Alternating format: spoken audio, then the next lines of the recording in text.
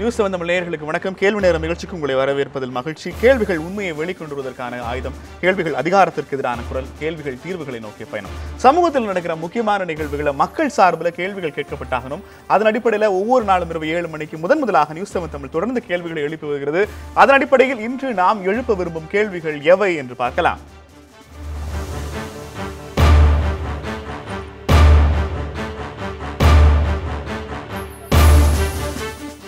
விவசாயிகள் பிரச்சனைக்காக கூட கூட்டறிக்கை வெளியிடாத திமுகவும் மற்ற கட்சிகளும் மாட்டிறைச்சி விவகாரத்துக்காக கூட்டறிக்கை வெளியிட்டிருப்பது தமிழக அரசியல் களத்தில் முக்கியமான விவாத பொருளாகி இருக்கிறது. அந்த அறிக்கையில் பயன்படுத்தப்பட்டுள்ள வார்த்தைகள் மத்திய அரசுக்கான எதிர்ப்பு என்பதை தாண்டி 7 கட்சி கூட்டணி அமைய வேண்டியதன் அவசியம் குறித்தும் மறைமுகமாக பேசுகின்றன. மாட்டிறைச்சி விவகாரத்தில் கருத்து சொல்வதற்கே ஆளும் அதிமுக தயக்கம் காட்டி வரும் நிலை திமுக உள்ளிட்ட எதிர்க்கட்சிகளின் நடவடிக்கையே இன்றைய கேள்வி நேரத்துக்கான களத்தையும் 5 அழுத்தமான கேள்விகளையும் எழுப்புகிறது. வைர விழா, மாட்டிறைச்சி என எல்லா வாய்ப்புகளையும் கூட்டணிக்கு பயன்படுத்துகிறதா திமுக? மாட்டிறைச்சி விவகாரத்தில் வெளிப்படையாக பேச தயங்குகிறதா அதிமுக? மாட்டிறைச்சி விவகாரத்தில் மாநில சுயாட்சி பேசுவதை காங்கிரஸ் ஏற்கிறதா? மோடியை எதிர்க்க திமுகவுடன் கூட்டணி சேர்கிறார்களா கம்யூனிஸ்டுகள்? கூட்டறிக்கை அனைத்து கட்சி கூட்டம் என்றாலே பாஜக பதறுவது ஏன்? இன்னும் பல கேள்விகளோடு இன்றைய கேள்வி நேரம் பயணிக்கிறது. இன்றைய கேள்வி நேரத்தினுடைய பிரதான தலைப்பு மாட்டிறைச்சிக்காக மாடுகளை விற்பதற்கு மத்திய அரசு விதித்த தடைக்கு எதிராக இந்தியா முழுக்க பல்வேறு மாநிலங்களில் எதிர்ப்பு கிளம்பியதும், கேரளாவில் திராவிடர் தனிநாடு கேட்டு பெரிய அளவில் ட்விட்டர் ட்ரெண்டிங் ஆனதும் தொடர்ச்சியாக சர்ச்சை ஏற்படுத்திய நிலையில் தமிழ்நாட்டில் இந்த மாட்டிறைச்சி விவகாரத்தை வைத்து புதிதாக ஒரு அணி அமைப்பதற்கு திமுக முயல்கிறதா என்கிற சந்தேகம் பரவலாக எழுப்பப்பட்டிருக்கிறது. இதுவரை சமீப காலத்தில் இல்லாத அளவுக்கு எதிர்க்கட்சிகள் ஒன்றிணைந்து ஒரு கூட்டறிக்கை வெளியிட்டிருப்பது என்பது இந்த கூட்டறிக்கையின் வாயிலாக கூட்டணியை உறுதி செய்ய முயல்கிறதா திமுக என்கிற கேள்வி இன்றைய கேள்வி நேரம் எழுப்ப விரும்புகிறது. கருத்தாளர்கள் உங்களுக்கு அறிமுகப்படுத்தலாம். அதிமுக அம்மாநிலிருந்து கோவை செல்வராஜ் அவர்கள் நம்மோடு இணைந்திருக்கிறார். காங்கிரஸ் கட்சியிலிருந்து செல்வ பெருந்தகை அவர்கள் நம்மோடு இணைந்திருக்கிறார். பாஜகவிலிருந்து ஸ்ரீனிவாசன் அவர்களும் சிபிஎம்மிலிருந்து சிந்தன் அவர்களும் நம்மோடு இணைந்திருக்கிறார்கள். இதே போல அரசியல் விமர்சகர் சுமன் சி ராமன் அவர்களும் நம்முடைய விவாதத்தில் பங்கேற்கிறார். 5 பேரையும் இந்த நிகழ்ச்சிக்கு வரவேற்பதில் மகிழ்ச்சி. சுமன், உங்ககிட்ட இருந்து ஆரம்பிக்கலாம். பொலிட்டிக்கல் பார்ட்டிஸ் போறதுக்கு முன்னாடி பொதுவாக கூட்டணிகள் என்பது திமுகவை பொறுத்த வரைக்கும் ஒரு இஷ்யூ பேஸ் பண்ணி தான் உருவாக முடியும். ஒரு அனைத்து கட்சி கூட்டம் அல்லது அனைத்து கட்சி போராட்டம் அப்படிங்கிற மாதிரி நினைவாங்க. எதிர்க்கட்சிகள் இந்த மாட்டிறைச்சி விவகாரத்தை மையப்படுத்தி ஒரு அறிக்கை வெளியிட்டிருப்பது என்பது அதிமுகவுக்கு தர்ம சங்கடத்தை உருவாக்குவா அல்லது நேரடியாக பாஜகவை எதிர்க்கவா? இல்ல, இது ரெண்டுமே நோக்கமா இருக்கலாம். அது ரெண்டுமே நோக்கமா இருக்கிறதுலயும் ஒன்றும் தவறு கிடையாது. ஏன்னா அவங்க ஒரு தேர்தலுக்கு ஒரு 2 ஆண்டு காலம் இருக்கிறது. அதற்கு முன்பு ஒரு கூட்டணி அமைப்பதற்கு, ஒரு கூட்டணியை உருவாக்குவதற்கு திமுக முயற்சிக்கலாம். அதுல ஒன்றும் தவறு கிடையாது. இந்த முயற்சின்னு மட்டும் பார்க்க மாட்டோம். இதுக்கு முன்னாடி பந்து நடத்தினாங்க. அந்த பந்து ஒருங்கிணைந்து பல எதிர்க்கட்சிகள் அதற்கு ஆதரவு தெரிவித்தாங்க அப்படிங்கிறத பார்க்கணும். இது முதல் முயற்சின்னு நம்ம எடுத்துக்க முடியாது. ஆனால் அடிப்படையாக இந்த கூட்டணி உறுதியாக அமையாதா அப்படிங்கிறது அடிப்படை என்னன்னா, அதிமுகவுக்கும் பாஜகவுக்கும் என்ன உறவு இருக்க போறதுங்கிறத பொறுத்து தான் இது. ஏன்னா அதிமுக பாஜகவுடன் ஒரு கூட்டணியிலோ ஒரு மறைமுகமாக ஒரு உறவு வைத்துக் கொள்ளவில்லை என்றால் இந்த மற்ற கட்சிகள், திமுக காங்கிரஸ் இல்லை, மற்ற கட்சிகளுக்கு ஆப்ஷன்ஸ் ஓப்பன் ஆயிடுது. கம்யூனிஸ்ட் கட்சிகள் அதிமுகவோட கூட்டணியில் இருந்திருக்காங்க, திமுகவுடையும் கூட்டணியில் இருந்திருக்காங்க. ஸோ அவங்களுக்கு அதிமுக பாஜகவுடன் செல்லவில்லை என்றால் அதிமுக ஒரு தீண்டத்தகாத கட்சியை அவங்க பார்க்க மாட்டாங்க. அங்க போகலாம். ஸோ அதனால யாருக்கு வெற்றி வாய்ப்பு அதிகம் இருக்கிறது என்று பார்த்து அவர்கள் அந்த சமயத்தில் முடிவெடுக்கக்கூடிய வாய்ப்பு இருக்கிறது. ஆனால் இப்போ எதிர்பார்ப்பு என்ன? பெரும் எதிர்பார்ப்பு அதிமுகவும் பாஜகவும் நடிகர் ரஜினிகாந்த் அவர்கள் வந்தால் அவருடைய அமைப்பும் ஒரு கூட்டணியில் இருப்பார்கள்.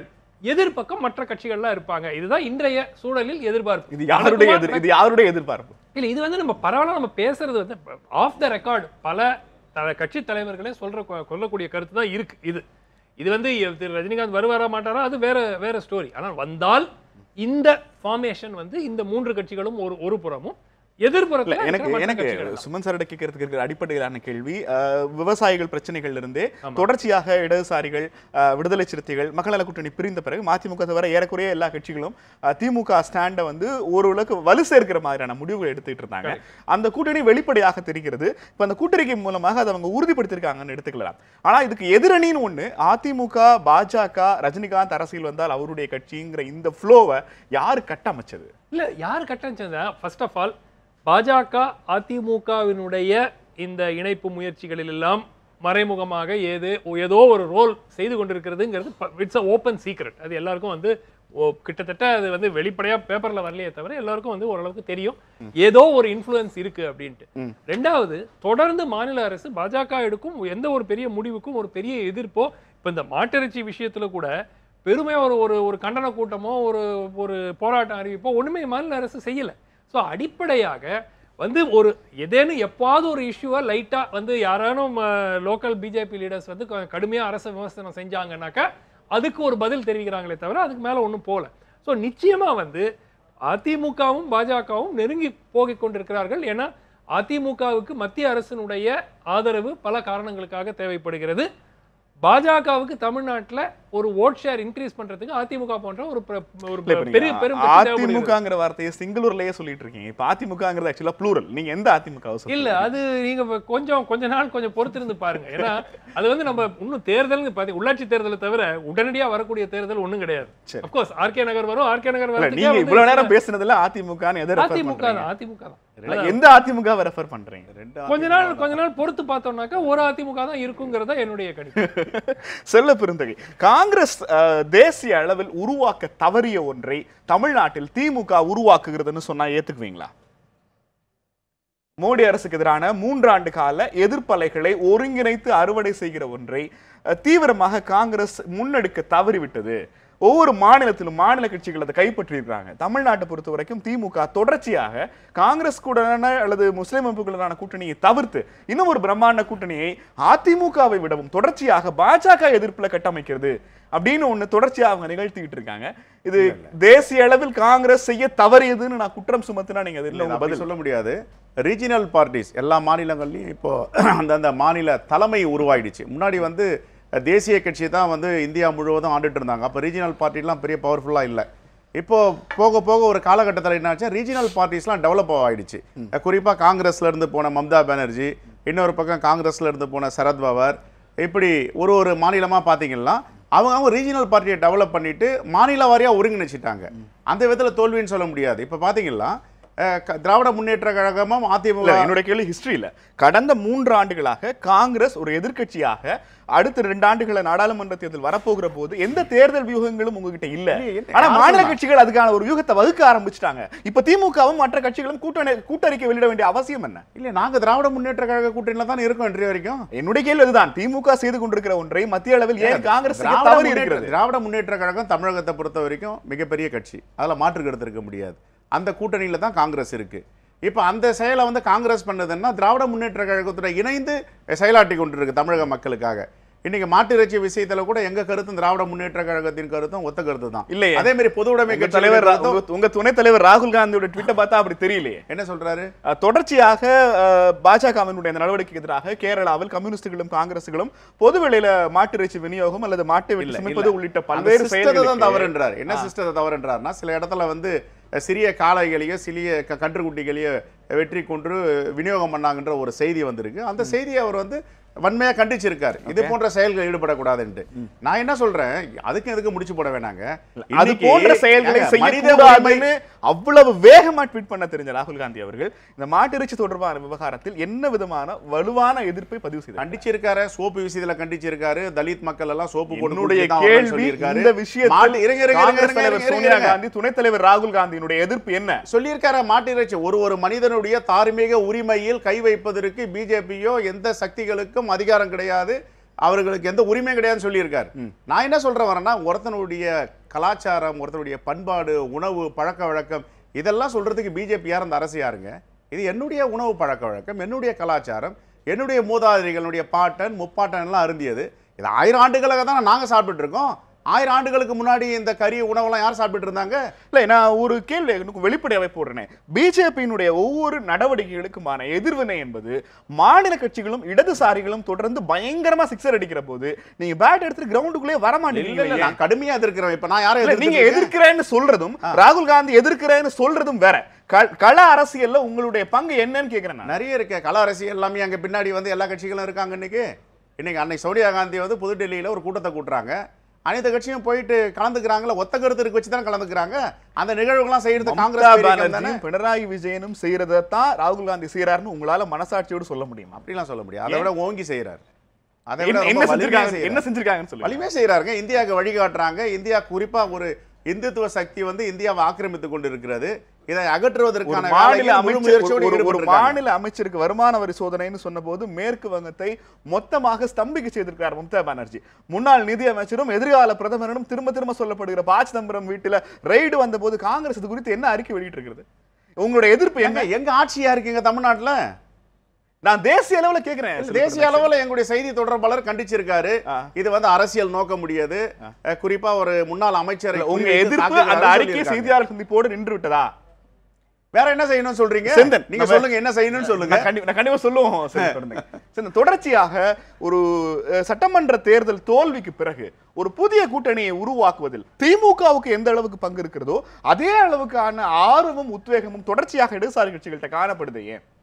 அதாவது ஒரு குறுகிய பார்வைன்னு நினைக்கிறேன் நான். இந்த விவாதத்துடைய தலைப்பே அரசியல் என்பதை தேர்தல் கணக்குகள் மக்களை எண்ணிக்கையாக சுருக்குவது என்பதோடு நின்றுதோ அப்படின்னு ரொம்ப கவலையோட பாக்குறேன் நான். கண்டிப்பாக ஒவ்வொரு நகர்விலும் அரசியல் உண்டு.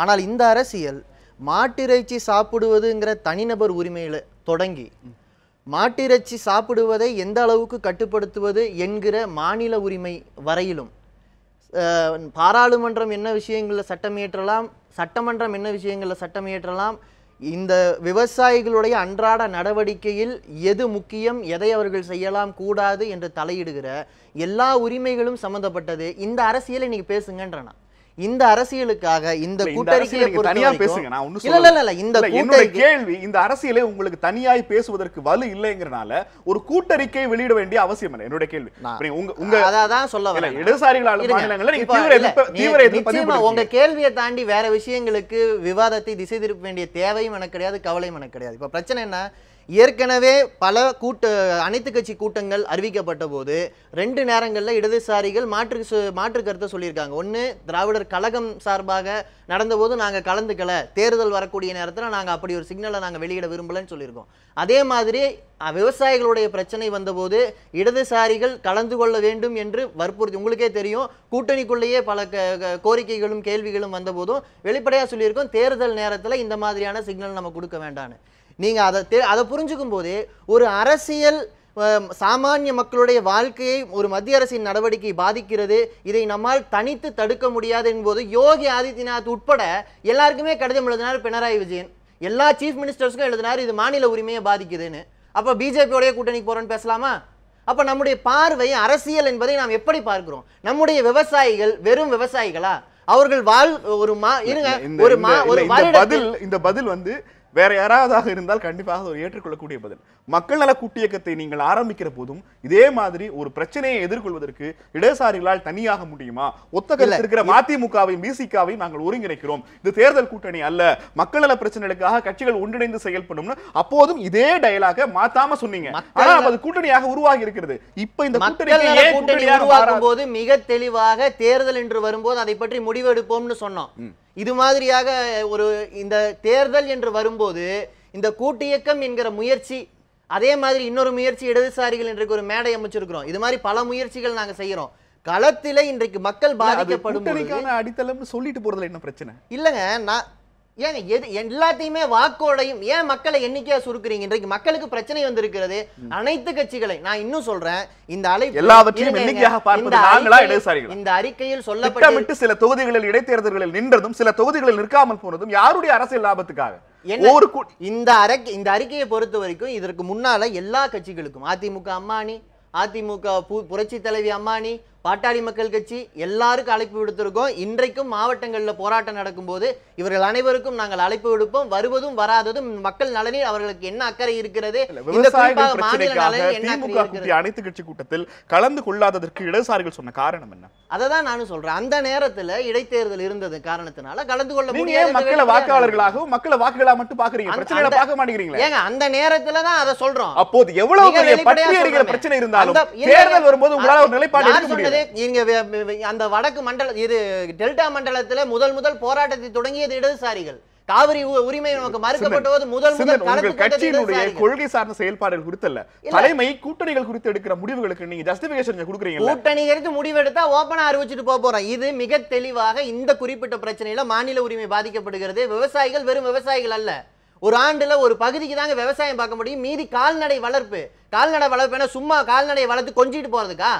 அத பல வடிவங்கள்ல உங்களுக்கு அதனுடைய வாழ்க்கை உங்கள் அறிக்கையினுடைய கண்டென்ட்க்குள்ள என்னுடைய கேள்வி இல்லைங்கறத நான் திரும்ப சொல்றேன். அதுக்குள்ள பேசாம வேற எதுல பேச முடியும்? நீங்க சொல்லுங்க. அந்த கண்டென்ட்க்குள்ள பேசாம வேற எதுல பேசுவீங்க? உங்களுடைய நான் சொல்ல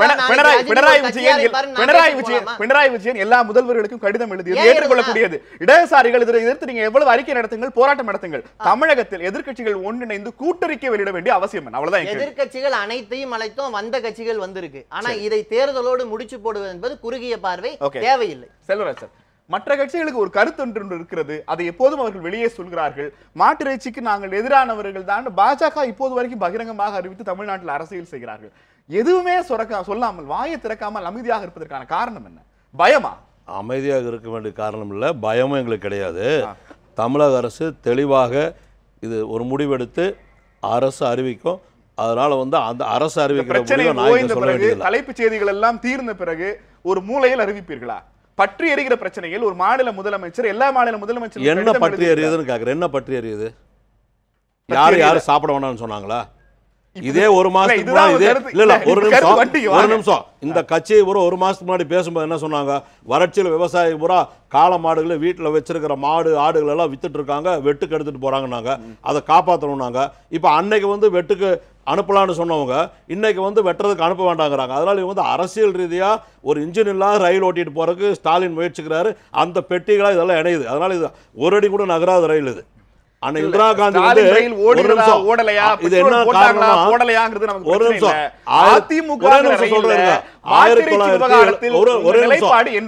சொல்லிடுற 1977 ஜனதா கவர்மெண்ட் மொரார்ஜி தேசாய் தலைமையில வந்த பொழுது இந்திரா காந்தி அம்மையார் என்ன சொன்னாங்க? இந்த நெல்லிக்காய் மூட்டை அவுத்து விட்டா ஆளுக்கு ஒரு பக்கம் ஓடுற மாதிரி ஓடுற கூட்டணி நாங்க. அந்த நிலைமை தான் இந்த கூட்டணியோட. இந்த கூட்டணி எல்லாம் ஒரு நிக்காது, நிரந்தரமான கூட்டணி அல்ல, கொள்கை ரீதியா நிக்கிற கூட்டணி அல்ல, ஒண்ணுமே இல்லாத கூட்டணி. மத்திய அரசினுடைய உத்தரவு பற்றி உங்களுக்கு கருத்து என்னன்னு முதலமைச்சர்கிட்ட கேக்குறாங்க. முதலமைச்சர் சொல்றாரு அரசாணையை நான் இன்னும் படிக்கலன்னு. அந்த அரசாணையை 4 நாளா படிக்கலையாங்கிறதா எங்களுடைய கேள்வி. நாங்க தெளிவான பதில் அரசு அதுக்கு வெளியிடும். இல்ல எப்போது வெளியிடும்? இல்ல ஆங்கிலத்துல not having an opinion is also an opinion. இல்ல நீங்க எங்களுக்கு கருத்து இல்லன்னு சொல்லிட்டு போலாம்ல. சொல்லுவாங்க இல்லங்கறத அரசு சொல்லுவோம். ஒரே நிமிஷம் அரசு சார்பில் நிச்சயமா சொல்லுவோம். சொல்லாம இருக்க மாட்டோம். இன்னைக்கு கூட எங்க தம்பித்துறை என்ன சொல்லியிருக்காரு? எல்லாரும் சாப்பிடுங்கன்னு வற்புறுத்த முடியாது, சாப்பிட வேண்டாம்னு வற்புறுத்த முடியாது. அரசு தெளிவான முடிவு எடுக்கணும். அரசு சொல்லக்கூடிய முடிவை இங்க நான் சொல்லக்கூடாது. நாளைக்கு அவங்க தெளிவா சொல்ல போறாங்க. ரொம்ப தூரமாவும் இல்ல, கிட்டமாவும் இல்ல, உயரமாவும் இல்ல, குள்ளமாவும் இல்லங்கிற மாதிரி ஆன்சர் தொடர்ச்சி. இன்னைக்கு உங்க அமைச்சர் செந்தில் பாலாஜி இதே மாதிரியான விஷயங்களை முன் சிவசண்முகம் இதே மாதிரி முன் வச்சிருக்காரு. மக்களின் உணர்வுகளுக்கு மதிப்பு என்ன உணர்வு? ஏன் தமிழக அரசாங்கம் இந்த நிலைப்பாட்டில் நாம இதை பதில் சொன்னா நீங்க வெளிப்பட்டுருவீங்கன்னு பயப்படுறீங்களா? எதுக்கு சார் பயம்? பயப்படுறதுக்கு என்ன இருக்குதுல? இதுல தெளிவான முடிவு எடுத்து நாங்க தெளிவாக தான் இருக்கிறோம். தெளிவான முடிவு சொல்லதான். எதையாவது சொல்லி மத்திய பாஜகவினுடைய மனதை நோகடித்து விடக்கூடாதுன்னு உங்களுக்கு தயக்கமா? யாருடைய மனதை நோகடிக்கிறதுக்காகவும் நாங்க அரசியல் நடத்துறது இல்ல. இனி ஒருத்தர் எங்களை கொஞ்சம் இருக்காது. நாங்க மக்களுக்காக ஆட்சி நடத்துறோம். மக்களால் நடத்தப்படுகிற ஆட்சி. அதனால இது சார் நீங்க ஒரு பொறுப்பில்லாத கட்சியை செய்யற வேலையை ஒரு பொறுப்பான கட்சி செய்ய முடியாது. அதனால இவங்க என்ன வேணாலும் காலையில் ஒண்ணு சொல்லுவாங்க, சாயந்தரம் ஒண்ணு சொல்லுவாங்க. அந்த மாதிரி நாங்க பேச முடியாது. அதிமுக விடுங்க. இந்த மாட்டிறைச்சி விவகாரத்தில் கோவை செல்வராஜ் அவர்கள் நிலைப்பாடு என்ன? கோவை செல்வராஜ் தனிப்பட்ட இல்லை, அதிமுக அம்மாணி சார்பாக இங்க பேச வந்திருக்க. எங்க அணி சார்பாக முதலமைச்சர் நாளைக்கு தெளிவாக அறிவிப்பார். உங்க அணியின் கருத்து, உங்க அணியினோட கருத்து அதே தெளிவா சொன்னேன். முதலமைச்சர் தெளிவா சொல்லுவார்னு சொல்லிட்டேன். நாங்களும் நம்புறோம். எனக்கு ஸ்ரீனிவாசன் உங்களிடம் கேட்க வேண்டிய மிக முக்கியமான கேள்வி, தமிழ்நாட்டினுடைய ஒட்டுமொத்த அரசியலையும் கடந்த சில மாதங்களாக திமுக வெர்சஸ் பாஜக என மாற்றி அமைத்ததில் வெற்றி அடைந்து விட்டதாகவே கருதுகிறீர்களா ஸ்ரீனிவாசன்?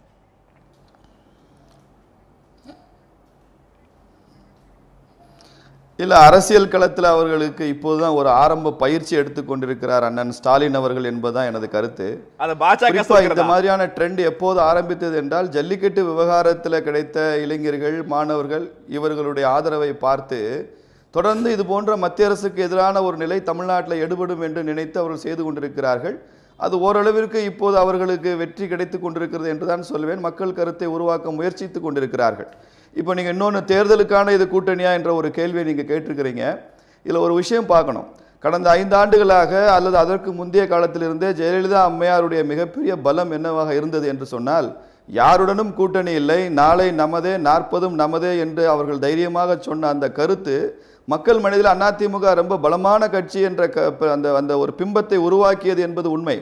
இன்னைக்கு ஜெயலலிதா அம்மையார் போன்ற ஒரு வலிமையான தலைவர் இல்லாத காலத்தில் கூட அதிமுக 2 அணிகளாக பிளவுபட்ட போதும் கூட திராவிட முன்னேற்ற கழகம் தனியாக நின்று தேர்தல் களத்தை சந்தித்து ஆட்சிக்கு வர முடியும் என்ற நம்பிக்கை ஸ்டாலினுக்கு இல்லை என்ற கருத்தை தான் இப்போது தமிழக மக்கள் அப்படிதான் புரிந்து கொண்டிருக்கிறார். திமுக பலவீனமாக இருக்கிறது. ஜெயலலிதா அம்மையார் இல்லாத காலத்திலும் கூட, அதிமுக 2ஆக பிளவுபட்ட காலத்திலும் கூட இவர்கள் அதிமுகவை எதிர்கொள்ள தயங்குகிறார்கள். அதனால ஒரு 7-8 கட்சியை கூட்டணிக்கு சேர்த்து கொண்டிருக்கிறார்கள் என்ற பிம்பத்தை தான் உருவாக்கி கொண்டிருக்கிறது. திமுக பலவீனமாக இருக்கிறது என்பதைத்தான் இந்த கூட்டறிக்கை காட்டுகிறது என்றுதான் பாரதிய ஜனதா கட்சி சார்பாக பார்க்கிறோம். தேர்தல் வரும்போது பிஜேபி கூட்டணி சேருமா சேராதா, தனியாக களம் காண்போமா என்பதையெல்லாம் இன்னும் 2 ஆண்டு காலம் இருக்கிறது பாராளுமன்ற தேர்தலுக்கு, அப்போது முடிவு செய்யலாம். ஆனால் இப்போதே திமுக தன்னை பலவீனமான கட்சி என்று அறிவித்துக் கொண்டிருக்கிறது என்றுதான் நான் பார்க்கிறேன். கம்யூனிஸ்டுகளை பொறுத்தவரை அதை பற்றி அதிகம் பேச வேண்டிய அவசியம் இல்லை. சிவப்பு கட்சிகளுடைய பச்சை அரசியல் அது. அவர்கள் சந்தர்ப்பவாதமாகத்தான் ஒவ்வொரு விஷயத்திலுமே தேர்ந்தெடுப்பார்கள். ஃபிக்ஸ் யுவர் எனிமி என்பதுதான் ஜனநாயகத்தில் மிகப்பெரிய முக்கியமான ஒரு அம்சம் என்று சொல்கிறார்கள். கம்யூனிஸ்டுகள் பாரதிய ஜனதா கட்சி அகில இந்திய அளவிலும் சரி, மாநில அளவிலும் சரி, ஒரு எதிர்க்கட்சியாக உருவகித்து சித்தாந்த ரீதியான எதிரியாக அவர்கள் அதற்கான காய்களை நகர்த்தி கொண்டிருக்கிறார்கள். அதனால அவர்களுடைய நிலையை பேச விரும்பவில்லை. ஒரே ஒரு கேள்வி, தேர்தலுக்கு முன்பாக ஒரு 7-8 கட்சிகளை கூட்டணியில சேர்த்துக்கிறது பலவீனம்னா, நாடாளுமன்ற தேர்தலுக்கு முன்பாக தேசிய ஜனநாயக கூட்டணியில் ஏறக்குறைய 30 கட்சிகளை கூட்டணியில வச்சிருக்கீங்களா? அப்போது பாஜக பலவீனமான கட்சியா? ஒரு கொள்கை பிடிப்புக்காக கட்சிகளை ஒருங்கிணைப்பது ஒரு கட்சியினுடைய வாக்கு வங்கி அரசியலில் பலவீனம் என்பது யார் சொன்னது? எந்த வரலாற்று பாடம் சொன்னது? இல்ல, நான் தமிழ்நாட்டில் நாங்கள் பலமான கட்சி என்று எப்போதும் நாங்கள் சொல்லவில்லை. நாங்கள் தான் முதல் தரமான கட்சி என்று சொல்லவில்லை. பாரதிய ஜனதா கட்சி தமிழகத்தில் இருக்கக்கூடிய நிலைக்கு என்னுடைய கேள்வி தமிழ்நாட்டில் இல்லை, இந்திய அளவில் தேசிய ஜனநாயக கூட்டணியை 30 கட்சிகளோடு ஒருங்கிணைக்கிற போதுதான் பாஜக வெற்றி பெற முடியும் என நீங்கள் நம்பினால், அப்போது பாஜக பலவீனமான கட்சியா?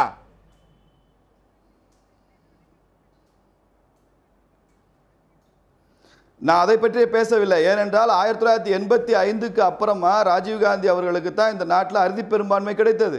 அதற்கப்புறம் நரசிம்மராவ் அவர்களோ, விபி சிங் அவர்களோ, அதுக்கப்புறம் தேவகவுடா, குஜரால், வாஜ்பாய் அவர்கள் யாருக்குமே மெஜாரிட்டி கிடைக்கல. அதனால எப்போதுமே மத்தியில் கூட்டணி அரசாங்கம் என்கிற ஒரு விஷயம் தங்கிவிட்ட ஒன்று நரசிம்மராவ் காலத்து ஆட்சியிலிருந்து. அதை ஒட்டி தான் பாரதிய ஜனதா கட்சி பயணிக்கிறது. கூட்டணி அமைத்திருந்தாலும் கூட, இன்று அறுதி பெரும்பான்மை பிஜேபிக்கு கிடைத்திருந்தாலும் கூட, இன்று பாரதிய ஜனதா கட்சி தேசிய ஜனநாயக கூட்டணி என்று தான் சொல்லிக் கொண்டிருக்கிறோம். நாங்கள் தனியாக எப்போதும் ஆட்சிக்கு வந்து கொண்டே இருப்போம் என்று அகில இந்திய அளவில் பிஜேபி எப்போதும் சொல்லவில்லை. ஆனால் தமிழகத்தில் அதிமுகவை எதிர்த்து களம் காணுகிற இந்த திமுக, ஜெயலலிதா அம்மையார் போன்ற ஒரு வலிமையான தலைவர் இன்றைக்கு இல்லை. அதிமுக 2 அணியாக பிளவுபட்டு கிடக்கிறது. அப்போதும் கூட அவர்கள் கூட்டணியை பற்றி பேசினார்கள் என்றால், தமிழக மக்களின் பார்வையில் திமுக மிக மிக பலவீனமாக இருக்கிறது என்ற தோற்றத்தை தான் கொடுத்து கொண்டிருக்கிறது. நான் சொல்லுகிற இந்த கருத்து தமிழக அரசியல் களத்தை பின்னணியாக கொண்டு சொல்லுகிறேன். அகில இந்திய அளவில் நான் இதை பற்றி பேசவில்லை. திமுக பலவீனமாக இருக்கிறது. ஸ்ரீனிவாசன் பாயிண்ட் வந்து ஒரு வேலிடான பாயிண்ட். இப்போதுமே அதிமுக தன்னை எப்போதும் ஒரு சிங்கிள் மெஜாரிட்டி கட்சியாகவே தொடர்ச்சியாக மக்கள் மத்தியில் அந்த பிம்பத்தை உருவாக்கி இருக்கிறது. அதிமுகவினுடைய இவ்வளவு பலவீனங்களையும் தாண்டி இப்போதும் கூட்டணி கட்சிகளுக்காக அல்லது கூட்டு முயற்சிகளுக்காக அனைத்து கட்சி கூட்டம் ஏதோ ஒரு வகையில் மேடையில் ஒரு 10-15 பேர் உட்கார்ந்திருக்க வேண்டும் என்கிற ஒரு தோற்றத்தை ஏற்படுத்துவது என்பது அடிப்படையிலே உங்கள் கூட்டணி ஒரு பலவீனமான கூட்டணி இல்லையா? இல்லங்க, இந்தியாவில் இருக்கிற எல்லா கட்சிக்கும் எதனா ஒரு யாட் ஸ்டிக் இருக்கா? தனியா தான் அவங்க நிக்கிறாங்க, தனியா தான் போராடுறாங்க, தனியா தான் எல்லா நிகழ்வுகளிலும் கலந்துக்கிறாங்க அப்படிலாம் கிடையாது. ஒத்த கருத்து உள்ள கட்சிகள், ஒரு கட்சியோட ஒத்து போற இயக்கங்கள் எல்லாம் ஒன்று சேர்ந்து தேர்தல் களத்தில் இறங்குறாங்க. இதுதான் யதார்த்தமான உண்மை. அவர் விபரம் இல்லாம பேசிட்டு இருக்காரு. தமிழ்நாட்டில் அவங்க கூட்டணி வைக்கல, சரி தமிழ்நாட்டில் பலவீனமான கட்சின்னு ஒத்துக்கிறாரு. இந்திய அளவில் காங்கிரஸ் கிடையாது, நாங்கள் தான் பெரிய கட்சின்னு சொல்லிட்டு இருந்தாங்க. ஒரே ஒரு லீடர் நரேந்திர மோடி தான் கருத்துக்கு பதில் சொல்லுங்க சார். அப்ப அவங்க கூட்டணி வைக்கலையா? இல்ல இதற்கு முன்னாடி Vajpayee the tallest leader in the country ன்னு சொன்னாங்க. அவருடைய காலத்துல கூட்டணி வச்சீங்க. கூட்டணி என்பது எல்லா மாநிலத்திலும் இந்தியாவில் நடக்கிற ஒரு இயல்பு. ஒத்த கருத்துள்ள கட்சிகள் சேர்ந்து போட்டிடுவாங்க, ஒருவரை ஒருவர் வீழ்த்த வேண்டும், இதுதான் யதார்த்தம். அது தெரியாம கூட்டணி வச்சுக்கிறது, கூட்டறிக்கை விடுறது, இதெல்லாம் போயிட்டு தேர்தல் காலத்துல நீங்க நடத்துகிற அரசியல் பாடம் மற்ற காலங்கள் அது பொருந்தும். அதிமுக 2 அணிகளாக பிளவுபட்டு ஒரு பலவீனமாக தொடர்ச்சியாக நீங்கள் நான் என்ன கேக்குறேன், இதுக்கு என்ன யாட் ஸ்டிக் இருக்குன்னு கேக்குறேன் நானு. திராவிட முன்னேற்ற கழகம் தனியா தான் நிக்கணும், நீங்க தனியா தான் இருக்கணும்னு சொல்றதுக்கு இவங்க யாரு? இவர்கள் கூட பொது உடைமை கட்சிகளோ காங்கிரஸ் பேரிய அவங்க நிக்கணும்னு சொல்லல, நீங்க எல்லா பிரச்சனைக்கும் ஒண்ணா சேர்ந்து வர்றீங்கங்கிறது நீங்க சொல்றேன். அது பெருந்தன்மை தானே, பெரிய பார்வை தானே, தொலைநோக்கு பார்வை தானே. அப்ப என்ன பண்ணுவாங்க? ஒரு திராவிட முன்னேற்ற கழகம் தனியா செய்யறாங்க, யாரையும் சேர்த்துக்கிறது இல்ல, ஒருங்கிணைச்சு செய்யறது இல்ல, தமிழ்நாட்டு மேல இவங்களுக்கு எந்தவித தொலைநோக்கு பார்வையும் இல்லைன்னு அப்புறம் சொல்லுவாங்க. என்ன சொல்லுவாங்க? இதே திராவிட முன்னேற்ற கழகம் யாரும் இல்லைன்னு சொன்னா, திராவிட முன்னேற்ற குறைந்தபட்ச ஒரு தகுதி கூட இல்ல, இருக்கிற கட்சிகள்லாம் சேர்த்துக்க மாட்டாங்க, இதே சீனிவாஸ் சொல்லுவாரு. இதுவே ஒத்த கருத்துள்ள கட்சிகள் சேர்ந்து போராடுறாங்க, கூட்டறிக்கை கொடுக்குறாங்க, கூட்டணியில சேர்த்துக்கிறாங்க, தேர்தல் காலத்துல நிக்கிறாங்கன்னா அது அவங்க கட்சிக்குள்ள அடிப்படை உரிமை. அது இதை போய் யாரும் கொஸ்டின் பண்ண முடியாது. இப்ப பிஜேபி இந்தியால பெரிய கட்சியாச்சு, யாரும் கூட்டணி இல்லாம தனியா நிப்பாங்களா அவங்க? இப்போது திமுகவினுடைய கூட்டணியில் இவங்க எல்லாம் இடதுசாரிகள் ஒருவேளை இணைஞ்சாங்கன்னா காங்கிரசினுடைய நல்லதுதானங்க. காங்கிரசினுடைய பங்கு குறையும் உங்களுக்கு கவலை? நாங்க வரவேற்கிறோம், எல்லாரையும் வரவேற்கிறோம். முடிஞ்சா பிஜேபியும் அவங்க சேர்த்துட்டா வர சொல்லுங்க. ஓகே. எனக்கு சுமன் சார், இங்க திமுக இன்னமும் தன்னை ஒரு பலமான கட்சியாக நிறுவுவதற்கான முயற்சிகளை மேற்கொள்ளலன்னு நினைக்கிறீங்களா? இல்ல, முயற்சிகள் மேற்கொள்ளலன்னு சொல்ல முடியாது. நிச்சயமா திரு ஸ்டாலின் அவர்கள் முயற்சி தான் செஞ்சிட்டு இருக்காரு. இதனால அடிப்படையா 2 சிக்கல் இருக்கு. ட்ரெடிஷனலா பாத்தீங்கன்னா நீங்க கிட்டத்தட்ட உங்களுக்கு 96 2001 இருந்து பாத்தீங்கன்னாலே தொடர்ந்து அதிமுக திமுகவை விட ஒரு 6, 7, 8% அதிக வாக்குகளை தொடர்ந்து பெற்றுட்டு இருக்கிறாங்க. அதனாலதான் திமுகவுக்கு அதிமுகவை வீழ்த்த வேண்டும் என்றால் ஒரு கூட்டணி தேவைப்பட்டிருக்கிறது. பெரும்பாலான தேர்தல்களில் திமுக கூட்டணி அமைச்சிருக்காங்க. அது ஒரு தவறுன்னு சொல்ல முடியாது. ஏன்னா ஒரு நியூமெரிக்கல் ஸ்ட்ரென்த் இல்லாத போது ஒரு கூட்டணி வைக்கிறது ஒரு இயல்பு. ஆனால் அடிப்படையா இப்போ திரு ஸ்ரீனிவாசன் கேட்ட கேள்வி 2 விஷயம். ஒரு கூட்டணி என்பது ஒரு தேவைக்காகத்தான் அமைக்கப்படுகிறது. விருப்பத்தோட, அதாவது எனக்கு தேவையே இல்லைங்க, நான் 200 சீட்டு ஜெயிப்பேன், புரியுதுங்களா, 200 சீட் ஜெயிப்பேன், ஆனா நான் ஒரு கூட்டணி வச்சுக்கிறேங்கிறது ரொம்ப ரொம்ப அபூர்வமாக நடக்கக்கூடிய ஒரு விஷயம். இடதுசாரிகள் மாநிலங்கள் இல்ல, சில மாநிலங்கள்ல அது மாதிரி பண்ணிருக்காங்க. அதுவும் இடதுசாரிகள் பாத்தீங்கன்னா அவங்களுக்குள்ள, அதாவது சிபிஎம், சிபிஐ, ஆர்எஸ்பி, ஃபார்வர்ட் பிளாக்னு ஒரு கூட்டணி, அது லெஃப்ட் ஃப்ரண்ட்னு ஒரு பேர் வச்சு அது எல்லாமே கிட்டத்தட்ட ஒரே இல்ல வெவ்வேறு கட்சி, ஆனால் அது கொள்கை ரீதியாக வைத்துக் கொண்டிருக்கிற ஒரு கூட்டணி. அது ஒரு டிஸ்பரேட் பார்ட்டிஸ், வெவ்வேறு கொள்கைகள் இருக்கிற ஒரு கட்சிகளோட அவங்க கூட்டணி இடதுசாரிகள் பண்றது இல்லை. ஸோ அடிப்படையா உங்களுக்கு இன்றைய சூழல்ல திமுகவை பொறுத்த வரைக்கும் ஒரு கூட்டணி தேவையா அப்படிங்கிறது முதல் சிந்தனை. அவங்க சிந்திக்க வேண்டியது, அதிமுக பிளவுபட்டிருக்கிறது, ஒரு பெரிய ஆளுமை இல்லை, எதிர்க்க திரு ஸ்டாலினுக்கு எதிராக ஒரு ஆளுமை இல்லை. அந்த மாதிரி ஒரு சூழல்ல ஏற்கனவே காங்கிரஸோட ஒரு எடப்பாடி பழனிசாமி ஆளுமை இல்லையா? இல்ல, செல்வி ஜெயலலிதாவோட அவங்க ஈக்குவேட் பண்ண முடியாது, அவங்களே வேணா ஒத்துக்கிறாங்க. இல்ல ஒரு நிமிஷம் உங்களுக்கு செல்வி ஜெயலலிதாவோட ஈக்குவேட் பண்றதுக்கு உங்களுக்கு ஞாபகம் ஓ பன்னீர்செல்வம் 3 முறை முதலமைச்சராக இருந்த தனது இமேஜை முன்வைத்து தன்னை ஒரு தலைவராக உருவெடுப்பதற்கு ஒரு அணியை தனியா பிரிச்சு பல கட்டங்களை செயல்படுத்துகிற போது பெரும்பாலான எம்எல்ஏக்களை வச்சிருக்கிற, பெரும்பாலான கட்சி நிர்வாகிகள் வைத்திருக்கிற எடப்பாடி பழனிசாமியை ஏன் ஒரு ஆளுமையாக நீங்கள் கருத மறுக்கிறீங்க? ஒரு கொஞ்சம் டைம் வேணும் இல்லையா உங்களுக்கு? ஒரு 3 அது வருமா வராதாங்கிறது வேற கேள்வி. அந்த ஆளுமை அவருக்கு கரிஸ்மா வருமா, அவர் மக்களை ஈர்க்கக்கூடிய ஒரு சக்தி வருமா வராதாங்கிறது ஜூரி சமாதிக்கு போவதற்கு முன்பாக ஓபிஎஸ் அவர்களுக்கு என்ன கரிஸ்மா இருந்தது? இன்னைக்கு நம்ம ஓபிஎஸ்க்கு கரிஸ்மா இருக்குன்னு நம்ம பேசியிருக்கோம். இல்ல, கரிஸ்மா இருக்குங்கிறது, அந்த கரிஸ்மா தொடர்ந்து எவ்வளவு நாள் நீடிக்கும்? அது வெற்றியில், தேர்தலில் வெற்றி இருந்தாதாங்க அதுக்கப்புறம் உங்களுக்கு கரிஸ்மா தொடர்ந்து வரும். தொடர்ந்து நீங்க தோல்வி அடைஞ்சிட்டு இருந்தீங்கன்னா உங்களுக்கு கரிஸ்மா போயிடும். சோ அடிப்படையாக திமுகவுக்கு ஒரு காங்கிரஸோட ஏற்கனவே ஒரு வலுவான கூட்டணியில் தான் இருக்கிறாங்க. சோ இதற்கு மேலேயும் அவங்க ஏன்னா காம்ப்ரமைஸ் பண்ணி தான் ஆகணும், அவங்களுடைய சீட்டு காம்ப்ரமைஸ் பண்ணி ஆகணும், சில கொள்கைகளையும் கொஞ்சம் விட்டு கொடுக்க வேண்டிய ஒரு சூழல் வரும். அது தேவையாங்கிறது திமுக சிந்திக்க வேண்டிய ஒரு விஷயம். ஆனால் இது தேவையாங்கிறது இடதுசாரிகள் கூட்டணிக்கு தேவையான்னு நீங்க வெளிப்படையா ஒரே ஒரு பாயிண்ட். இடதுசாரிகள் பொறுத்த வரைக்கும் நிச்சயமா அவங்க கூட்டணி அப்படிங்கிற பேச்சை இப்ப எடுக்க மாட்டாங்க. ஏன்னா எந்த ஒரு கட்சியும் எடுக்காது. ஏன்னா நீங்க ஏற்கனவே நாங்க போய் இவங்களோட சேர்ந்துடுறோம்னு இன்றைய தேதியில் நீங்க அறிவிச்சீங்கன்னா உங்களுடைய முக்கியத்துவம் அந்த கூட்டணியில பெரிய பார்ட்னர் வந்து உங்களை கிராண்டடா எடுத்துருவாங்க. சரி, ஏற்கனவே வந்துட்டாங்க, இவங்களை வந்து நம்ம எவ்வளவு சீட்டு கொடுக்குறோமோ அவங்க ஏத்துக்கிட்டாங்க, வேற என்ன பண்ண முடியும், ஏற்கனவே அறிவிச்சிட்டாங்க. ஸோ கடைசி நிமிஷம் வரைக்கும் இப்போ 2019 தேர்தல் வருதுன்னா அந்த தேர்தல் அறிவிப்பு வரும் 1 மாதத்துக்கு 2 மாதத்துக்கு முன்பு வரை எந்த ஒரு கட்சியும் உறுதியான நாங்க 2019 கூட்டணியில தான் நாங்க சந்திப்போம் அப்படிங்கிற உத்தரவாதம் யாருக்கும் கொடுக்க மாட்டாங்க. அது வந்து நியாயம். சோ தொடர் சொல்றது வந்து நான் வந்து ஏன் இப்பவே நீங்க கூட்டணின்னு சொல்ல மாட்டேங்கிறீங்கன்னா எந்த கட்சியும் சொல்லாது. ஓகே, மாநில சுயாட்சி பேசுகிற இந்த அறிக்கையை காங்கிரஸ் எப்படியாக பார்க்கிறது? வைர விழா உள்ளிட்ட பல்வேறு விஷயங்களில் எல்லாவற்றையும் கூட்டணியாக பார்க்க முயல்கிற திமுகவினுடைய ஒரிஜினல் கணக்கு என்ன? கூடுதலாக பேசலாம். கேள்வி நேரம் ஒரு சிறிய இடைவேளைக்கு பிறகு.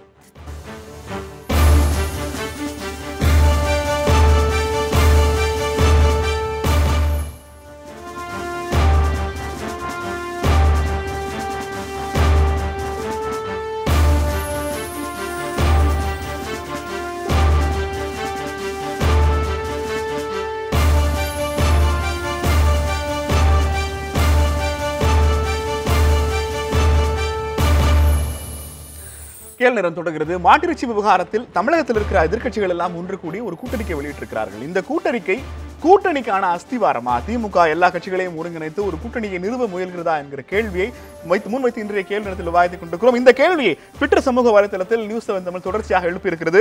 மாட்டிறைச்சி தடை விவகாரத்தில் எதிர்க்கட்சிகளின் கூட்டறிக்கை என்பது பாஜக எதிர்ப்பு நடவடிக்கை அல்லது கூட்டணி அரசியலுக்கான முயற்சி என்ற 2 ஆப்ஷன் கொடுத்திருக்கிறோம். நேயர்கள் தொடர்ந்து வாக்களிச்சிட்டு இருக்காங்க. அந்த கருத்து கணிப்பினுடைய முடிவுகளை நம்ம நிகழ்ச்சியோட இறுதியில் பார்க்கலாம். எனக்கு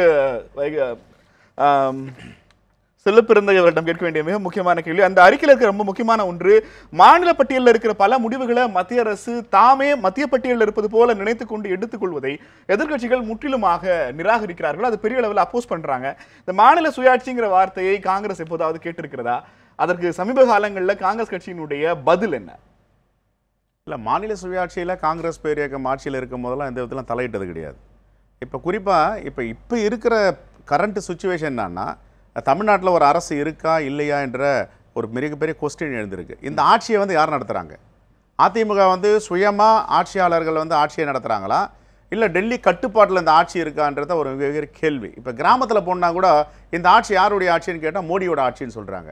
இல்லைங்க இது வந்து அதிமுக ஆட்சின்னு சொன்னால் இல்லைங்க எல்லாம் அவங்க கட்டுப்பாட்டில் இருக்காங்க. இப்போ என்னென்னா போட்டி போட்டுட்டு இப்போ 2 அணிகள், ஓபிஎஸ் அணியும் இபிஎஸ் அணியும், யார் முதல்ல போயிட்டு அங்கே சரண்டர் ஆகுறது, யார் முதல்ல போய் தன்னுடைய ஆதரவை தெரிவிக்கிறது, போட்டி போட்டுட்டு நீங்கள் வந்து எம்ஜிஆருடைய 100ஆண்டு விழாக்கு வாங்கன்னு ஒருத்தர் போய் கூப்பிட்டா இன்னொருத்தர் முதலமைச்சர். என்னோட கேள்வியினுடைய ஆழம் என்பது, பினராயி விஜயன் மாநில பட்டியலில் இருக்கிற பல விஷயங்களை மத்திய அரசு ரொம்ப ஈஸியாக ஹேண்டில் பண்ணி மாநில கட்சிகளை ஒரு பொருட்டே இல்லைங்கிற அளவுக்கு நீங்கள் துரத்துறீங்க.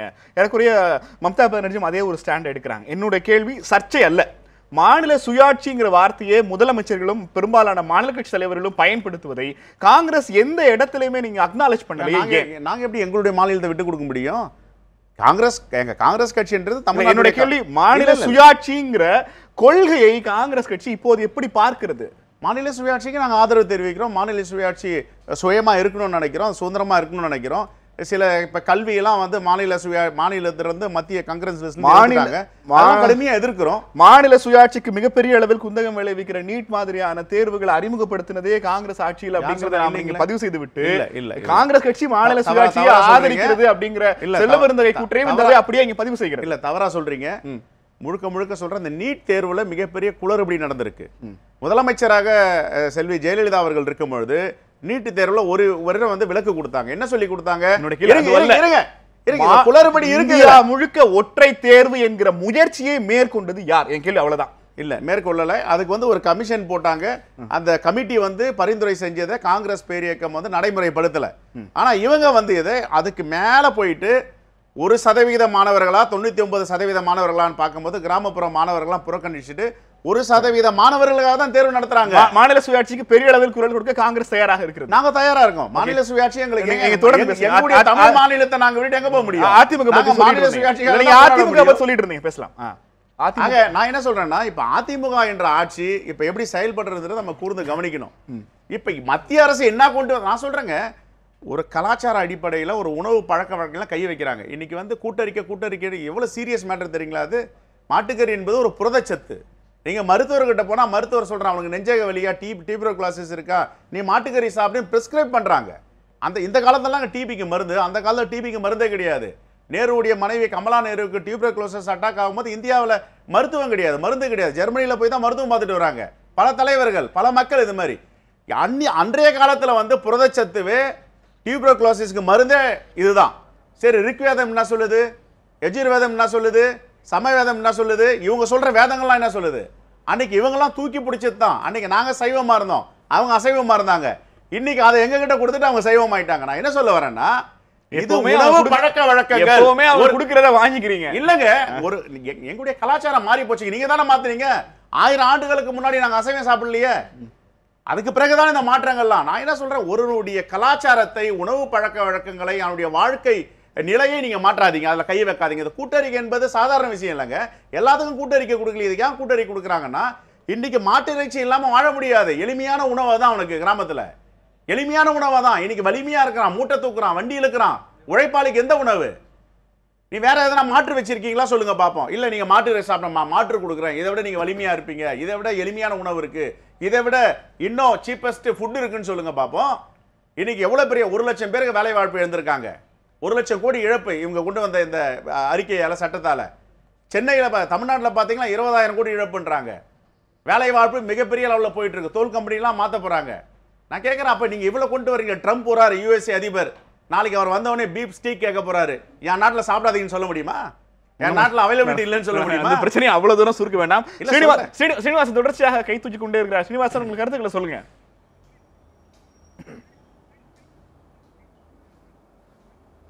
ஒரு 2 நிமிஷம் அனுமதி கொடுக்கணும் நெல்சன். ஆக்சுவலாக இது ஒட்டுமொத்தமாகவே ஏதோ மாட்டிறைச்சிக்கு எதிரானதாகவே இதை சித்தரித்து கொண்டிருக்கிறார்கள். நமது சகோதரர் செல்வ பெருந்தகை கூட அந்த கோணத்தில் தான் பேசி கொண்டிருக்கிறார். உண்மை அதுவல்ல என்பதை சொல்ல விரும்புகிறேன். நான் ஒரு 5 ஆண்டுகளுக்கு முன்பால கௌரி என்கிற ஒரு பெண்மணி உச்சநீதிமன்றத்தில் ஒரு வழக்கு தொடுக்கிறார். அந்த வழக்கினுடைய சாராம்சம் என்னவென்றால், நேபாளத்தில் ஒரு திருவிழா நடக்கும் 5 ஆண்டுகளுக்கு ஒரு முறை. அங்கே மாடுகளை வெட்டி கொல்றது என்பது அந்த திருவிழாவில் நடக்கிற ஒரு 5 லட்சம் மாடுகள் அங்கே கொல்லப்படும். நம்மளை கற்பனையே பண்ண முடியாத எண்ணிக்கை அது. அதில் கால்நடைகள் இந்தியாவிலிருந்து தான் கடத்தி செல்லப்பட்டு நேபாளத்தில் கொல்லப்படும். நேபாளத்தில் அவ்வளவு கால்நடைகள் இல்லை என்ற காரணத்தினால வங்காளதேசத்திற்கும் நேபாளத்திற்கும் கால்நடைகள் இந்தியாவிலிருந்து தான் கடத்தி செல்லப்படுகிறது என்பது தெரியும். அப்போ கால்நடைகள் இந்த கேட்டில் ஸ்மக்லிங்கை குறைக்கிறதுக்கு அரசாங்கம் நெறிமுறைப்படுத்த வேண்டும் என்று சொல்லி அந்த நேபாளத்தில் நடக்கிற திருவிழாவுக்கு பேர் தாதினின்னு பேர்.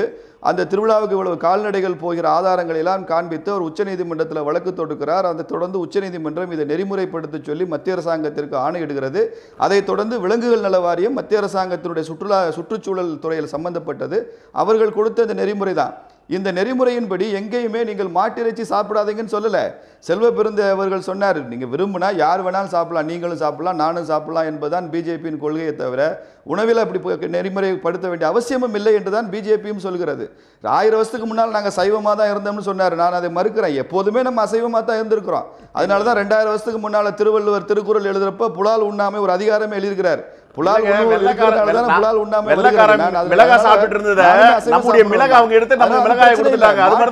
தடை இல்லை. இதுல நான் சொல்லி முடிச்சிடறேன் சார். நான் சொல்லி முடிச்சிடறேன். செல்வ பெருந்தகை சார், நீங்க பேசுறப்ப நான் குறுக்கிடல, நான் ஓபியில இருந்து பேசுகிறேன். அதனால என்னுடைய ஃப்ளோ தடை இல்லாமல் சொல்வதற்கு அனுமதிங்க. இன்னும் 1 நிமிஷத்தில் நான் முடிச்சிருவேன். அதனால் நான் என்ன சொல்லுகிறேன் என்றால், இது மாட்டிறைச்சிக்கு தடை இல்லை, ஆனால் விலங்குகள் சந்தையை நெறிமுறைப்படுத்துவதற்கான ஒரு சட்டம். இன்னைக்கும் கூட நான் ஒரு பசுமாடு வளர்க்கிறேன் அல்லது ஒரு காளை வளர்க்கிறேன்னு வச்சுங்க, பால் தீர்ந்து போச்சு, அது இனிமேல் கன்றுக்குட்டிகள் ஈனாது என்று சொன்னால், இப்போதும் கூட நான் அதை இறைச்சிக்கு, இந்த சட்டம் வந்ததுக்கு அப்புறம் கூட அதை இறைச்சிக்கு விற்பதற்கு எந்த தடையும் இல்லை. ஆனால் விலங்குகள் சந்தையில் போய் விற்கும் போது மாத்திரம் அதை இறைச்சிக்கு விற்கக்கூடாது என்றும் பாலுக்காகவும் உழவுக்காகவும் விற்க வேண்டும் என்பதற்காக இது நெறிமுறைப்படுத்தப்பட்டிருக்கிறது. அதற்கு காரணம் கள்ளச்சந்தையை ஒழிக்க வேண்டும், இடைத்தரகர் இல்லாமல் இருக்க வேண்டும், மிருகவதை இருக்கக்கூடாது என்ற நோக்கம்தான். இதில் நாம் விமர்சனங்கள் செய்யலாம், ஆனால் மாட்டிறைச்சிக்கே தடை என்று ஒரு தவறான அவதூறு இதில் சொல்லுகிறார்கள் என்பதுதான் பாரதிய ஜனதா கட்சியின் பாவை. எந்த இடத்திலும் மாட்டிறைச்சி தடை இல்லை. மத்திய அரசாங்கம் அனுமதித்த இறைச்சி கூடங்கள் ஏராளமாக இந்த நாட்டில் இருக்கின்றன. அந்த வரலாறுக்குள்ள போக வேண்டாம், தலைப்புக்குள்ள வரலாம். எனக்கு இந்த பிரச்சனைகளை முன்வைத்து எதிர்க்கட்சிகள் ஒன்றிணைந்தாலே பாஜக பதறுகிறதுன்னு சொல்றாங்களே, உண்மையா? இந்த பிரச்சனைகள்ல எதிர்க்கட்சிகள் ஒண்ணு கூடினாலே பாஜக பதறுகிறதுன்னு சொல்றாங்களே, அது உண்மையா? இல்லை. ஏன் நாங்கள் ஏன் பதறணும்? எங்களுக்கு வழியில் மடியில் கனம் இல்லை, வழியில் பயம் இல்லை. நாங்கள் ஏன் சார் பதறணும்? தமிழகத்தில் நாங்கள் தொடர்ந்து வளர்ந்து கொண்டு தான் இருக்கிறோம். வேண்டிய அளவு தேர்தலில் வெற்றி பெறக்கூடிய அளவிற்கான வலிமை இன்னும் எங்களுக்கு வரவில்லை என்பது உண்மைதான். ஆனால் தொடர்ந்து நாங்கள் வளர்ந்து கொண்டிருக்கிறோம் என்பது உண்மைதான். இதே திமுகவும் எங்கள் கூட கூட்டணி கட்சியில் இருந்த கட்சி தான், எங்களுடன் சேர்ந்து மத்தியில் ஆட்சி அமைச்ச கட்சி தான். அப்பெல்லாம் இது வகுப்புவாத கட்சி என்று தெரியவில்லை. ஒரு காலத்தில் இது பண்டாரம் பரதேசிகள் கட்சி என்றெல்லாம் கூட மரியாதைக்குரிய கலைஞர் அவர்கள் விமர்சனம் செய்தார். ஆனால் அதே பண்டாரம் பரதேசிகளோடு தான் அவர் 5 ஆண்டு காலம் மத்தியில் அவருடைய மருமகன் உட்பட ஆட்சியில் இருந்தாங்க என்பதையும் அவர் நினைவில் கொள்ள வேண்டும். அதிமுக எங்களோட கூட்டணியில் இருந்த கட்சி தான். அதனால இது கதறுவது பதறுவது என்கிறதெல்லாம் எங்களுக்கு தேவையில்லை. இது பணங்காட்டு நெறி இந்த பாரதிய ஜனதா கட்சி. இந்தியா முழுக்க எத்தனையோ மாநிலங்களில் தொடர்ந்து வெற்றி கொடி நாட்டி கொண்டு வருகிறோம். நாங்கள் கற்பனை செய்யாத முடியாத மாநிலங்களில் கூட எங்களுக்கு வெற்றி கிடைத்து கொண்டிருக்கும் போது தமிழகம் ஓவர் நைட்டில் பிஜேபி பக்கம் வரும் சார். ராத்திரி படுக்க போகிறப்ப எல்லாம் திமுக அதிமுக வாக்காளர்களாக தூங்குவாங்க. காலையில் எந்திரிக்கிறப்ப அவெல்லாம் பிஜேபிக்கு ஓட்டு போடக்கூடிய அளவுக்கு மனநிலை மாறும் தமிழகத்தில் என்கிற நம்பிக்கை எங்களுக்கு இருக்கிறது. நாங்கள் கதற வேண்டிய அவசியம் இல்லை. பிரதமர் மோடியும் அமித்ஷாவும் தொடர்ச்சியாக பாஜகவை சிங்கம் என்று வர்ணிக்கிற போது ஸ்ரீனிவாசன் பாஜகவை நரி என்று சொல்வதற்கான காரணம் எனக்கு தமிழ்நாட்டிலும் சொல்வதற்கான காரணம் எனக்கு புரியவில்லை. சிந்தன், இங்கே கேட்கப்பட வேண்டிய மிக முக்கியமான ஒரு கேள்வி, தமிழக அரசு இந்த மாட்டிறைச்சி விவகாரம் குறித்து வாய் திறக்காமல் இருப்பதற்கான காரணம் முதல்ல ஒரு பிஜேபி ஸ்ரீனிவாசன் அவர் எல்லாரும் உணவு உரிமையை நாங்கள் மதிக்கிறோம்னு சொல்லியிருக்காரு. இன்றைக்கு ஐஐடியில் ஒரு மாணவர் மாட்டிறைச்சி திருவிழா நடத்தப்பட்டதற்காக வலது கண்ணிலே கடுமையாக தாக்கப்பட்டு மருத்துவமனையில் சிகிச்சை பெற்று வருகிறார். பார்ப்போம் இந்த கட்சி அந்த தாக்குதலை கண்டிக்கிறதா, உணவு உரிமையை பற்றி என்ன பேசுகிறதுன்னு பார்ப்போம். இப்போது அவர் நீதிமன்றத்தை மதிக்கிறதா சொன்னார். நீங்க ஜனவரியில சார் பேசிட்டு நீங்க அப்புறம் பேசலாம் சார், உங்களுக்கு டைம் வரும். நான் ரொம்ப நேரமா வெயிட் பண்ணிட்டு இருக்கேன். பேசலாம், இந்த மாணவர் பேசலாம் சார் என்ற விவரங்கள்லாம் வரல. நீங்க கண்டிக்கிறீங்களான்னு பாப்போம். நான் பேர்ல இவர் வேற எது செஞ்சாரான்னு தெரியாது. ஏன்னா இப்ப நிறைய ஐஐடி மாதிரி நிறுவனங்கள்ல அதான் நீங்க ஒரு தகவல் தெரிய வரதுக்கு முன்னாலேயே ஒரு நபரை பற்றி வண்ணமடிப்பதற்கும் அவரை பற்றி தவறாக பேசுவதற்கும் எந்த தயக்கமும் பட மாட்டீங்க. அந்த நாகரிகம் உங்களுக்கு கிடையாதுன்னு தெரியும். நான் விவாதத்துல பேசி முடிச்சிடறேன், உங்க நேரம் வரும்போது பேசிக்கலாம். ஜனவரியில் இந்த மாதத்தில் ஒரு ஹிமாச்சல் பிரதேஷ் ஹைகோர்ட் ஒரு ஜட்ஜ்மெண்ட் மூலமாக சென்ட்ரல் கவர்மெண்ட்டுக்கு டைரக்ஷன் கொடுக்குது. உச்சநீதிமன்றத்தின் தலைமை நீதிபதி தலைமையில் ஒரு அமர்வு இப்படி டைரக்ஷன் கொடுக்கக்கூடாது, இது மாநிலங்களின் உரிமையில் தலையிடுவது என்று தடை போட்டு இருக்கிறார்கள்.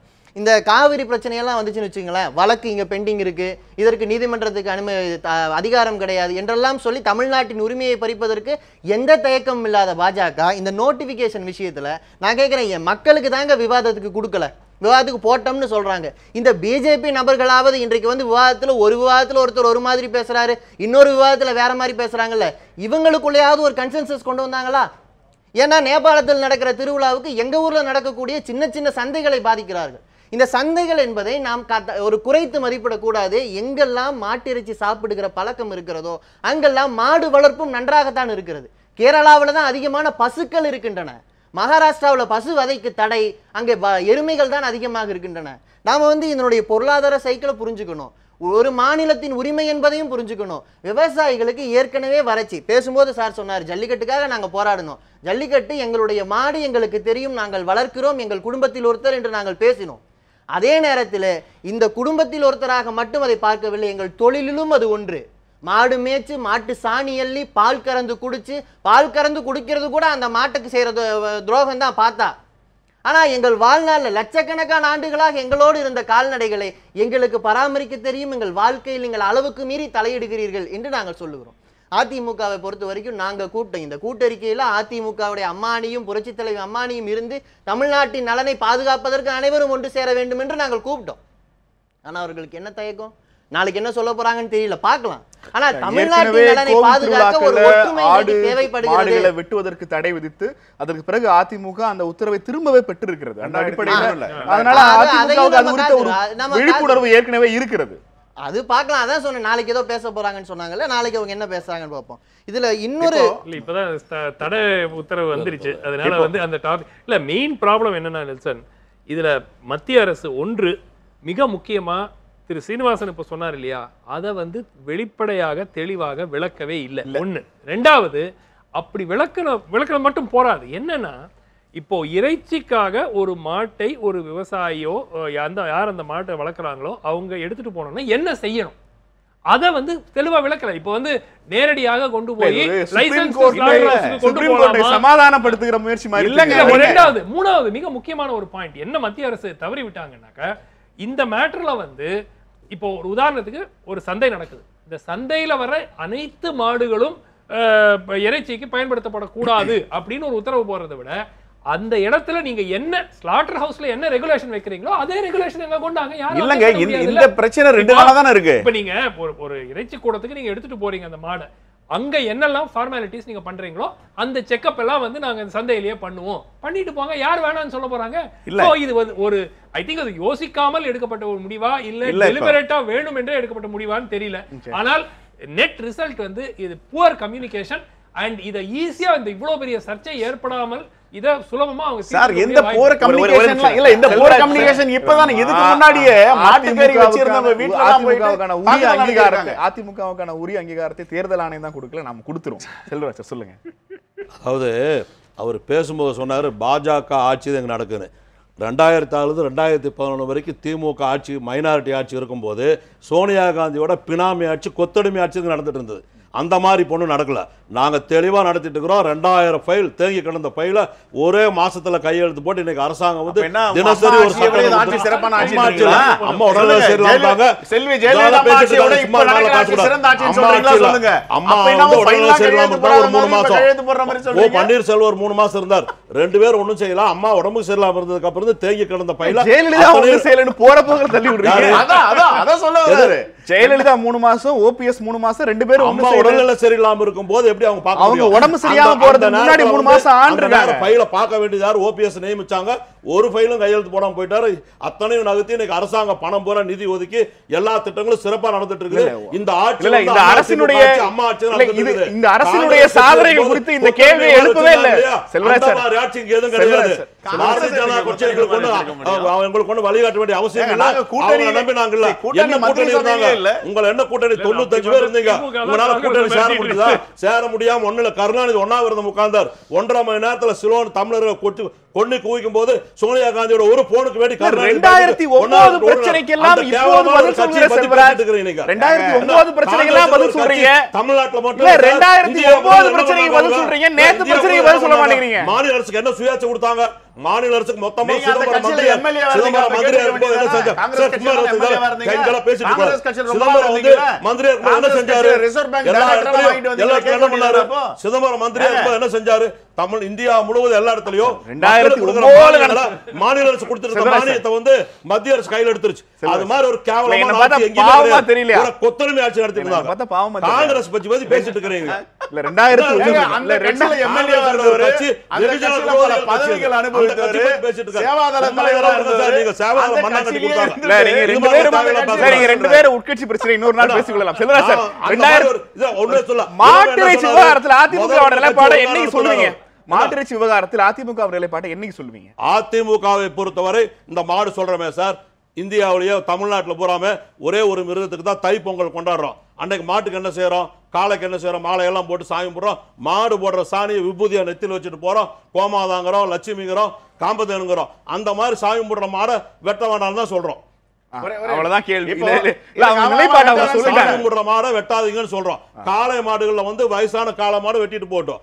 இளம கன்றுகளையும் மாடுகளை வந்து பால் கறந்ததுக்கு அப்புறம் என்ன சொல்றாங்க? வத்த கறவைங்கிறாங்க. வத்த கரை மாடி கர்ப்பமாகுது, மாடி அடுத்த வருஷம் குட்டி போடும். அந்த மாதிரி இருக்கணும். இது வந்து காங்கிரஸ் கட்சியில இவ்வளவு பேசுறாங்க இல்லையா? இப்ப நீங்க சொல்றீங்க அதிமுக நிலைப்பாடாக இருந்தால் தமிழ்நாட்டுல 2 பிரிவுக்கு தான் இருக்கிறது. பாஜக அதிமுக ஒரே நிலைப்பாடு, 2 பேரை தவிர மத்த எல்லாரும் ஒரு நிலைப்பாடு. நாங்க மாடுகளை வந்து பால் கறக்கிற மாடுகளை வெட்டாதீங்கன்னு சொல்றோம். நம்ம தெய்வமா மதிக்கிற நாடு வெட்டாதீங்கன்னு சொல்றோம். காளை மாடு வயதான மாடு ஏற்கனவே அந்த விதி இருக்கு. என்ன பண்றாங்க? ஒரு நிமிஷம் கேரளால மாடு வெட்டுறாங்க. என்ன செய்யறாங்க? திண்ணில் அடைச்சு துபாய்க்கு அனுப்பிட்டு இருக்காங்க. அதை தடுக்க வேண்டாமா? யார் செய்யறாங்க? காங்கிரஸ்காரங்க விட்டுட்டு இருக்காங்க. காங்கிரஸ்காரங்க கட்டி குட்டி கூட விட்டுட்டு இருக்காங்க. பூரா தொடர்ச்சியான இந்த விவாதங்களுக்கு மத்தியில் மாட்டிறைச்சி தடை விவகாரத்தில் எதிர்க்கட்சிகளினுடைய கூட்டறிக்கை குறித்து நம்ம நியூஸ் 7 தமிழ் நேயர்கள்ட்ட கருத்துக்கள் கேட்டிருந்தோம். இது உண்மையிலேயே ஒரு கூட்டணிக்கான முயற்சியா அல்லது பாஜக எதிர்ப்பு நடவடிக்கை மட்டும்தானா அப்படின்னு நம்முடைய நியூஸ் 7 தமிழ் நேயர்கள் அளித்திருக்கிற பதிலை, தீர்ப்பை இப்போது பார்க்கலாம்.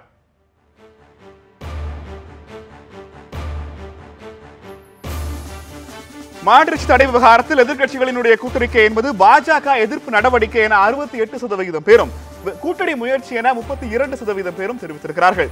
மாட்டிறைச்சி தடை விவகாரத்தில் தமிழக எதிர்க்கட்சிகளினுடைய கூட்டறிக்கை பாஜக எதிர்ப்பு நடவடிக்கை என 68% பேரும், கூட்டணி முயற்சி என 32% பேரும் தெரிவித்திருக்கிறார்கள்.